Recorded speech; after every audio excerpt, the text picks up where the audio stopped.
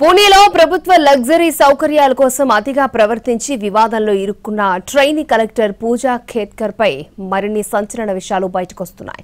ఉద్యోగం కోసం OBC certificate తో పాటు కంటి మానసిక సంబంధమైన సమస్యలపై తప్పుడు పత్రాలు సమర్పించినట్టుగా ఆరోపణలు వచ్చాయి. మరోవైపు ఈ విషయంపై మాట్లాడేందుకు తనకు ప్రభుత్వం అనుమతి లేదని పూజా ఖేత్కర్ అంటున్నారు. ట్రైనీ కలెక్టర్ పూజా ఖేత్కర్ వ్యవహారం మరో మలుపు తిరిగింది. తప్పుడు ధృవీకరణలు సమర్పించినట్టు బయటపడింది. గొంతెమ్మ కోర్కెలతో వివాదంలో ఇరుక్కున్న పూజాకు సంబంధించి మరిన్ని కీలక విషయాలు వెలుగులోకొచ్చాయి. ఉద్యోగంలో చేరేందుకు తప్పుడు ధృవీకరణ పత్రాలు సమర్పించినట్టు ఆరోపణలు వెల్లువెత్తాయి.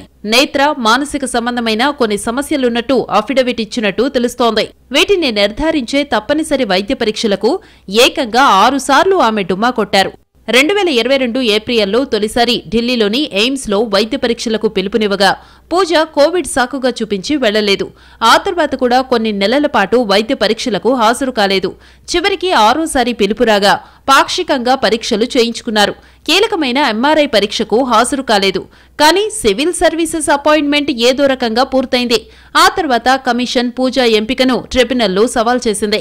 2023 ఫిబ్రవరిలో ఆమెకు వ్యతిరేకంగా తీర్పొచ్చింది. అయినా నియామకాన్ని కన్ఫర్మ్ చేసుకుంది. ఇక పూజ ఓబీసీ ధృవీకరణపైన వివాదాలున్నాయి. దాని ఆధారంగానే ఆమెకు 841వ ర్యాంకొచ్చిన ఐఏఎస్ హోదాను పొందగలిగారు. పూణేలో అసిస్టెంట్ కలెక్టర్గా విధులు నిర్వహించిన ప్రొబేషనరీ ఐఏఎస్ అధికారిని పూజా ఖేత్కర్ ఉన్నతాధికారుల అనుమతి తీసుకోకుండానే ఆడి కారుకు రెడ్, బ్లూ బీకన్ లైట్లు, వీఐపీ నెంబర్ ప్లేటు ఏర్పాటు చేసుకున్నారు. మహారాష్ట్ర గవర్నమెంట్ అనే స్టిక్కర్ను అమర్చారు. ప్రత్యేక వసతి సౌకర్యాలు కల్పించాలని, తగినంత సిబ్బందితో పాటు ఓ కానిస్టేబుల్తో అధికారిక ఛాంబర్ను కేటాయించాలని పట్టుబట్టారు. అదనపు కలెక్టర్ అజయ్ మోర్ లేని సమయంలో ఎలాంటి అనుమతి తీసుకోకుండా ఆయన గదిలో తన నేమ్ ప్లేట్ పెట్టుకుని దాన్నే తన ఛాంబర్గా వినియోగించుకున్నారు పూజా ఖేత్కర్. ఈ వ్యవహారాన్ని Pune collector Suhas Diwase chief secretary దృష్టికి తీసుకెళ్లారు.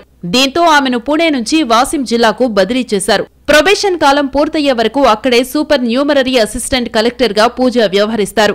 పూజా ఖేత్కర్ లగ్జరీ సౌకర్యాల కోసం కింది స్థాయి అధికారులపై ఒత్తిడి తెస్తూ జరిపిన వాట్సాప్ సంభాషణల స్క్రీన్ షాట్లు కూడా వైరల్ అయ్యాయి. తనకు ఉన్నతాధికారి నుంచి ఈ సిబ్బంది నెంబర్ లభించినట్టు ఆమె వాటిల్లో పేర్కొన్నారు. కొన్ని డిమాండ్లు చేసి తాను వచ్చే నాటికి వాటిని పూర్తి చెయ్యాలన్నారు.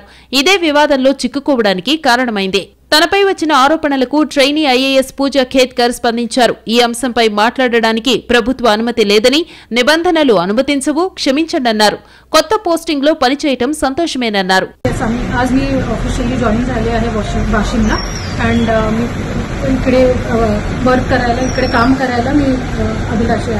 మరోవైపు 2023 బ్యాచ్ ఐఏఎస్ అధికారినైన పూజా ఖేత్కర్ ఓబీసీ ధృవీకరణపైన ఎన్నో వివాదాలు ముసురుకున్నాయి.